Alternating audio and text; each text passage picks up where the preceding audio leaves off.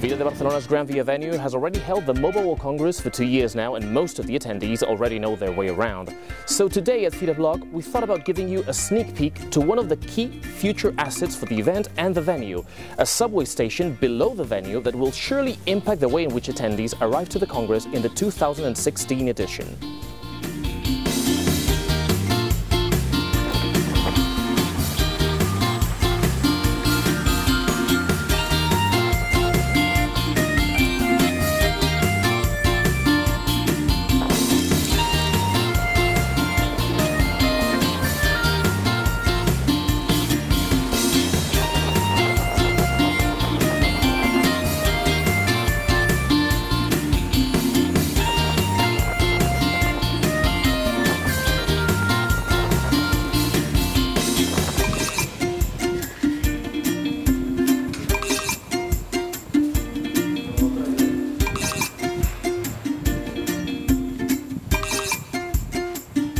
This is a station of the new L9, one of the most important stations for us because it's all the connection directly by the Fira with the airport.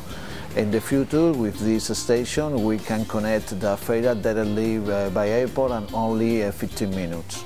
In this moment we are working on the test of all the security system and safety system, because all the civil works we have finished, absolutely. It's a big station because we, in the moment at the beginning, this was the point to begin the work of the tunnel machine. For that, it's a little bigger of the rest of the station, and we have thought about to receive a lot of people in certain moments, not all the time. You can see that the station is ready, but the only question is that we are working to all the safety systems because we are speaking about a new driverless line.